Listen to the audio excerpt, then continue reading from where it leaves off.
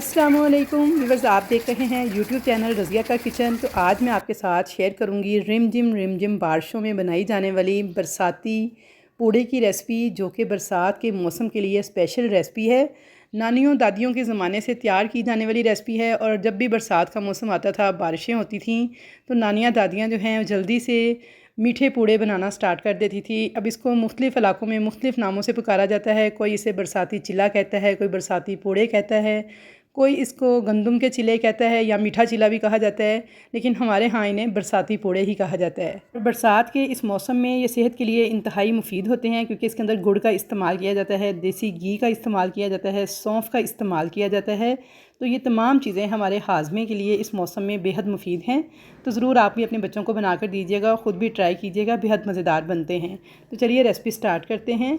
तो आज हमारे इलाके में भी बहुत तेज़ बारिश हो रही थी, तो मैंने भी अपने बच्चों को बनाकर दिए हैं। तो आप भी ज़रूर इस रेसिपी को ट्राई कीजिएगा। तो यहाँ पे मैंने 200 ग्राम गुड़ लिया है, उसके अंदर 1 कप पानी डाल दिया है। अच्छी तरह से मैंने गुड़ को पहले पीस लिया था और छोटे छोटे टुकड़ों में तकसीम कर लिया था, ताकि जल्दी से ये हल हो जाए। अब थोड़ी देर के लिए आपने इसी तरह से गुड़ को पड़ा रहने देना है। तो थोड़ी देर के बाद आप इसमें चम्मच चलाते जाएंगे तो गुड़ का एक शरबत सा तैयार हो जाएगा, यानी गुड़ सारे का सारा जो है डिज़ोल्व हो जाएगा इस पानी के अंदर।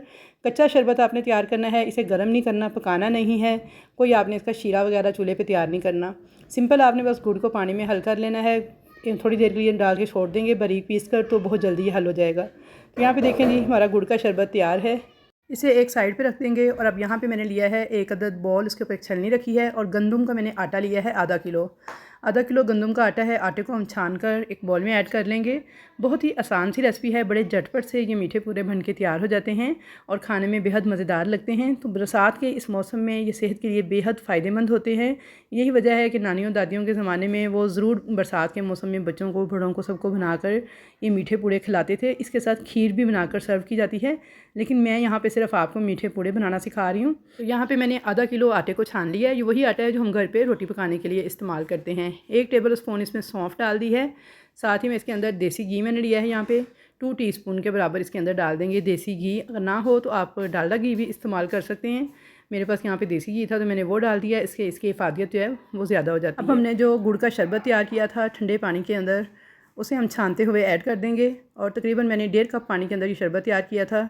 तो सारे का सारा आपने ऐड नहीं करना, थोड़ा थोड़ा करके आपने ऐड करते जाना है। और इसे आपने चाहें तो हाथ के साथ मिक्स करते जाएं या फिर विस्कर के साथ मिक्स कर लें। अब बस इसको मिक्स करना मकसद है कि इसके अंदर कोई भी गुठली या लम्फ वगैरह ना रहे। और पतला सा हमने एक बहता हुआ घोल तैयार करना है इसका, मसलसल इसको फेंटते हुए। तो गुड़ वाला जो शरबत मैंने 1.5 कप पानी में तैयार किया था वो सारे का सारा चला गया था। अब हम बाकी का जो पानी है वो सादे वाला ऐड कर लेंगे, नॉर्मल पानी जो होता है।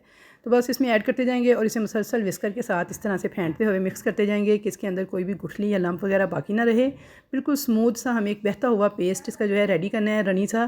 तो तब तक हम इसमें सादा पानी जो है थोड़ा थोड़ा करके ऐड करते जाएंगे और मुसलसल इसकी मिक्सिंग करते जाएंगे, ताकि जो आटे के अंदर ग्लूटेन है वो एक्टिवेट हो जाए। तो यहाँ पे देखिए आटे का मैंने घोल तैयार कर लिया है। अब ये विस्कर के साथ बिल्कुल भी नहीं चिपक रहा, देखें फ़ौरन बहता जा रहा है। मैं आपको चम्मच से चेक करवा देती हूँ। तो ये देखिए ऐसी बहती हुई पतली सी इसकी कंसिस्टेंसी होनी चाहिए। तो चलिए अब पूड़े बनाना स्टार्ट करते हैं। एक तवा मैंने लिया है, आप कोई सा भी तवा ले सकते हैं, नॉन स्टिक हो या लोहे का हो। उसके ऊपर थोड़ा सा मैंने देसी घी डाला है, हल्का सा इसे ग्रीस कर लिया है। अब मैंने जो यहाँ पे तैयार किया था आपको दिखाती हूँ। ये देखिए ये इसकी कंसिस्टेंसी है। चम्मच की मदद से इस तरह से आपने एक डालना है और फिर दूसरा चम्मच डाल देना है। उसके बाद अब आप इसे 2 तरीक़ों से बना सकते हैं। एक तरीका तो ये है कि आप हाथ की मदद से इसे इस तरह से फैलाते जाएं। बस सबसे आपने हाथ की मदद से फैलाते जाना है कि पतली सी बिल्कुल एक लेयर जो है तवे के ऊपर सेट हो जाए। रोटी से ये थोड़ा पतला ही होता है। तो यहाँ पे देखिए इजीली हाथ की मदद से आप इसे शेप देते जाएंगे तो बिल्कुल देखें पतली सी एक लेयर की शक्ल में फैल जाएगा। और इसे आपने फैलाते जाना है जब तक कि बिल्कुल एक पतली सी लेयर की शक्ल में ये तवे के ऊपर सेट ना हो जाए। तो जो नानियाँ दादियाँ थी वो बोर्ड के दरख्त का जो पत्ता होता है ना, उस पत्ते के साथ इसको इस तरह से फैलाती थी। लेकिन अब हमारे पास ना तो बोर्ड के दरख्त हैं ना पत्ते हैं, तो इसलिए मैंने ये हाथ से काम किया है। अगर हाथ से ना हो तो मैं आपको एक दूसरा तरीका बताती हूँ, उसमें आप चम्मच का भी इस्तेमाल कर सकते हैं। तो यहाँ पे देखिए अब थोड़ा सा मैंने देसी घी लिया है। जैसे ही इसकी बैक साइड जो है थोड़ी ड्राई होना स्टार्ट हुई है, तो इसके ऊपर आपने 1 से 2 टीस्पून डाल देना है देसी घी। और इसकी साइड जब बिल्कुल ड्राई सी हो जाए तो आपने इस तरह से इसे आराम से पलट देना है, क्योंकि बिल्कुल बारीक सा और बिल्कुल नफीस सा होता है। तो ज़्यादा अगर आप ज़ोर से पलटेंगे तो टूट जाएगा। यहाँ पे देखिए आप इसे पका लेंगे सेकते हुए मीडियम फ्लेम पे दोनों साइडों से। तो प्यारा सा गोल्डन सा कलर आ जाएगा दोनों साइडों से। ये जब सेक लेंगे तो अब इसे उतार लेंगे। तो यहाँ पे हमारा एक मज़ेदार सा पूड़ा बन के तैयार है।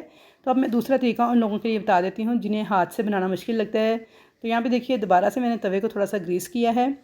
तो इसी तरह से 2 चम्मच डाल दिए हैं इसके ऊपर और इसी चम्मच के साथ आपने इसे फैलाते जाना है यहाँ तक कि ये बिल्कुल एक पतली सी लेयर की शक्ल में सेट हो जाए। तो ये देखिए इसी चम्मच के साथ जिससे मैं डाल रही हूँ उसी को मैं घुमाते हुए इसे सेट कर रही हूँ। तो यहाँ पे देखिए जी चम्मच की मदद से आपने इसे फैलाते जाना है जब तक कि ये बिल्कुल एक पतली सी लेयर की शक्ल में सेट ना हो जाए। ये भी बहुत आसान तरीका है और हाथ से भी जिन्हें बनाने की प्रैक्टिस हो उनके लिए हाथ से भी करना बहुत आसान है। तो आपको जौन सा भी तरीका आसान लगे आप उसे फॉलो कर सकते हैं। तो यहाँ पे देखिए बिल्कुल एक पतली सी लेयर की शक्ल में ये रोटी जो है सेट हो चुकी है। तो अब मैं इसे छोड़ दूँगी और पकने दूँगी। जैसे ही ये ड्राई से हो जाएगी ऊपर वाली साइड इसकी, तो इसके ऊपर 1 से 2 टीस्पून आपने घी लगाना है। बहुत ज़्यादा घी नहीं लगाना, बस इसमें थोड़ा सा ही घी लगाना पड़ता है। साइड को चेंज करेंगे और इसको दोनों तरफ से सेकते हुए पका लेंगे। प्यारा सा कलर आ जाएगा तो इसको उतार लेंगे। तो यहाँ पे देखिए जी हमारे बहुत ही बेहतरीन किस्म के जो पूड़े थे वो बन के तैयार हो चुके हैं। मैं आपको एक तोड़ के दिखाती हूँ। तो ये देखिए माशाल्लाह इतना नरम व मुलायम है कि मुंह में डालते ही जिसे कहते हैं ना घुल जाने वाला, इस तरह से बन के तैयार हुआ है। तो आप इसके साथ खीर को बना के सर्व कीजिएगा। तो ज़रूर मौसम बरसात को एंजॉय कीजिएगा मेरी इस रेसिपी की मदद से। आई होप व्यूअर्स कि आपको ये रेसिपी पसंद आएगी। रेसिपी पसंद आए तो वीडियो को लाइक शेयर ज़रूर कीजिएगा। चैनल पर नए हैं तो सब्सक्राइब कीजिएगा। तो इंशाल्लाह ताला मुलाकात होगी आपके साथ एक अच्छी नई रेसिपी के साथ। तब तक के लिए अल्लाह हाफिज़।